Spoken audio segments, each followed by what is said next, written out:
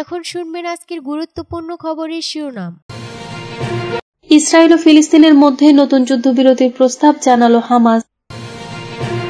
Israeli হামলায় গাজায় নিহত আরও 29 ফিলিস্তিনি।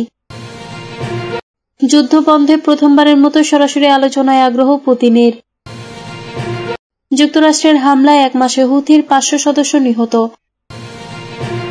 ইরানের সঙ্গে সম্পর্ক আরও গভীর করতে আগ্রহী চীন। ট্রাম্প প্রশাসনের বিরুদ্ধে মামলা করল হার্ভার্ড বিশ্ববিদ্যালয়। কোন আতঙ্কে পাকিস্তান সীমান্তে নজরদারি বাড়াচ্ছে ভারত।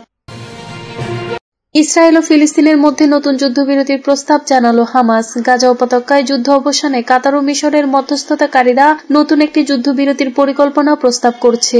ইসরায়েল ও হামাসের মধ্যকার যুদ্ধবিরতির আলোচনার সঙ্গে সংশ্লিষ্ট এক জ্যেষ্ঠ ফিলিস্তিনি কর্মকর্তা বিবিসিকে একথা বলেছেন।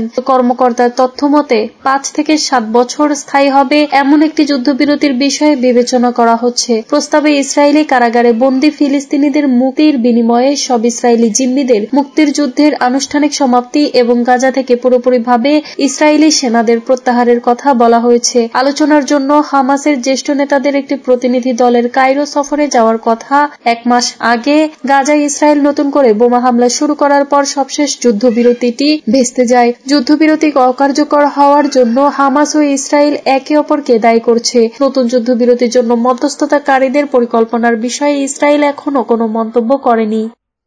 ইসরায়েলি হামলায় গাজায় নিহত আরও 29 ফিলিস্তিনি। ফিলিস্তিনের গাজায় ইসরায়েলি বাহিনীর হামলায় সর্বশেষ সোমবার নিহত হয়েছেন আরও 29 ফিলিস্তিনি। গাজা উপত্যকায় বিমান ও স্থল অভিযান অব্যাহত রেখেছে ইসরায়েলি বাহিনী। গাজার চিকিৎসকরা জানিয়েছে শরণার্থী শিবিরের তাঁবুগুলো হামলায় বাদ যায়নি। গাজা শহরের একটি তাঁবু ক্যাম্পে হামলায় প্রাণ হারিয়েছেন 3 জন। গত 24 ঘণ্টায় ইসরায়েলি বাহিনীর হামলায় অধিকৃত পশ্চিম তীরে কমপক্ষে 3 জন ফিলিস্তিনিকে হত্যার খবর পাওয়া গেছে। কর্মকর্তারা বলেছেন, ইসরায়েলি মিডিয়া জানিয়েছে নেতানিয়াহুর সরকার হামাসকে চাপ দেওয়ার জন্য জানুয়ারিতে যুদ্ধবিরতির সময় মুক্তিপ্রাপ্ত বন্দীদের পুনরায় গ্রেফতারের বিবেচনা করছে। গাজার স্বাস্থ্য মন্ত্রণালয় জানিয়েছে গত 18 মাসে গাজায় অন্তত 51,201 ফিলিস্তিনি নিহত এবং 1,16,869 জন আহত হয়েছেন। গাজা সরকারের গণমাধ্যম দপ্তর জানিয়েছে ধ্বংসস্তূপের নিচে বহু নিখোঁজ মানুষ যাদের মৃত বলে ধরে নেওয়া হচ্ছে।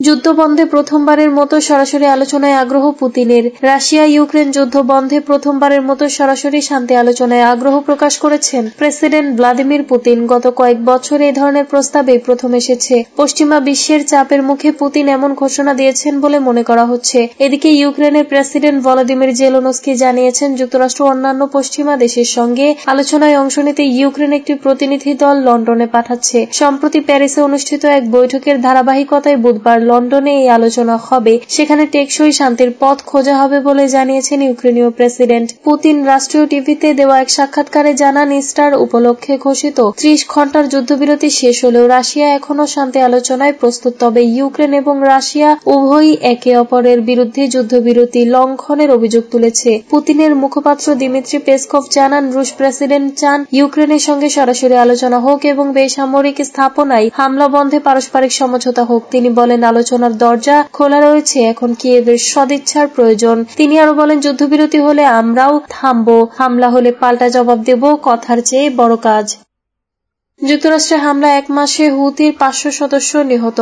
গত 1 মাসে ইয়েমেনের ইরান সমর্থিত সশস্ত্র গোষ্ঠী হুথির ঘাঁটি লক্ষ্য করে চালানো মার্কিন বিমান হামলায় কমপক্ষে 500 সদস্য নিহত হয়েছে। যুক্তরাষ্ট্রের কিছু কর্মকর্তা এমন দাবি করেছেন। সোমবার এক প্রতিবেদনে এ তথ্য জানিয়েছে সংবাদ মাধ্যম আল আরাবিয়া। প্রতিবেদনে বলা হয়েছে, বিগত 5 সপ্তাহেরও বেশি সময় ধরে প্রতিনিয়ত বিমান ও নৌ হামলা চালিয়েছে যুক্তরাষ্ট্র। ইয়েমেনের নতুন অঞ্চলে অভিযান প্রসারিত হওয়ার সঙ্গে সঙ্গে এই সংখ্যা বাড়বে বলে আশা করা হচ্ছে। মার্কিন সংশ্লিষ্ট কর্মকর্তা এবং গোয়েন্দা সূত্রের মতে এসব হামলায় নিহতদের মধ্যে অনেকেই গোষ্ঠীটির শীর্ষ পর্যায়ের নেতা, ড্রোন অপারেটর এবং ক্ষেপণাস্ত্র বিশেষজ্ঞ সহ শীর্ষ স্তরের অপারেটিভ। একটি সূত্র আল আরাবিয়াকে জানিয়েছে, একাধিক হুথি প্রশিক্ষণ শিবির মার্কিন হামলায় ধ্বংস হয়ে গেছে। যোদ্ধাদের মধ্যে কেউ বেঁচে নেই। কর্মকর্তারা বলেছেন যে হুথিরা নিহত যোদ্ধাদের পরিবারকে নীরব থাকার জন্য চাপ দিচ্ছে এবং তাদের ঘাঁটির মধ্যে আতঙ্ক এড়াতে কেবল নিম্ন স্তরের সদস্যদের মৃত্যু স্বীকার করেছে গোষ্ঠীটি। সাম্প্রতিক দিনগুলোতে মার্কিন হামলার ফলে নিহত হয়েছেন অনেক বেসামরিক নাগরিকও, কিন্তু কতজন বেসামরিক ইয়েমেনি মারা গেছে তা এখনো স্পষ্ট নয়।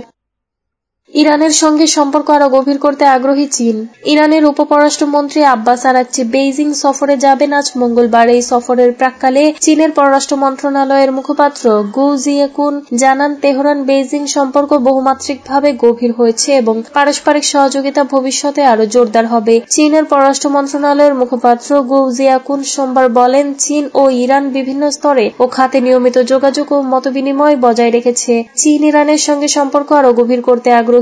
ইরানের পররাষ্ট্র মন্ত্রণালয়ের মুখপাত্র ইসমাইল বাঘাই জানান, উপপররাষ্ট্রমন্ত্রী আব্বাস আরাকচির এই সফরের মূল লক্ষ্য 2015 সালের পরমাণু চুক্তির অংশীদার দেশগুলোর সঙ্গে ইরানের চলমান পরোক্ষ আলোচনা ও সর্বশেষ অগ্রগতি নিয়ে বেইজিংকে অবহিত করা। তিনি আরো জানান, ইউরোপীয় স্বাক্ষরকারীদের সঙ্গে ইরান নিয়মিত যোগাযোগ রাখছে। চীন ইরানের বৃহৎ তেল ক্রেতা, যা 2024 সালে ইরানের দৈনিক 1.6 বিলিয়ন ব্যারেল তেলের প্রায় 77% আমদানি করেছে। এই বাণিজ্যের মূল্য প্রায় $29 বিলিয়ন।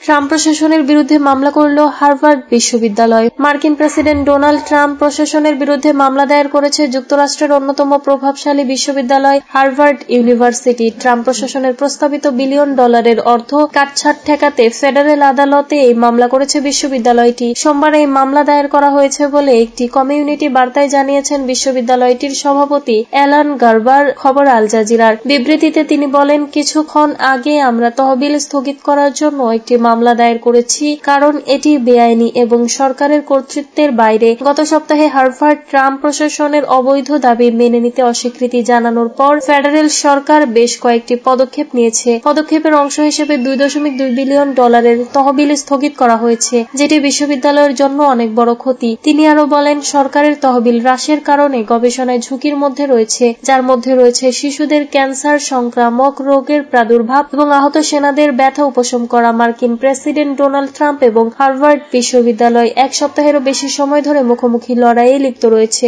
জানা গেছে, ম্যাসাচুসেটসের ফেডারেল জেলা আদালতে দায়ের করা মামলাটিতে প্রশাসনের বিরুদ্ধে প্রথম সংশোধনী এবং অন্যান্য ফেডারেল আইন ও প্রবিধান লঙ্ঘন করার অভিযোগ আনা হয়েছে।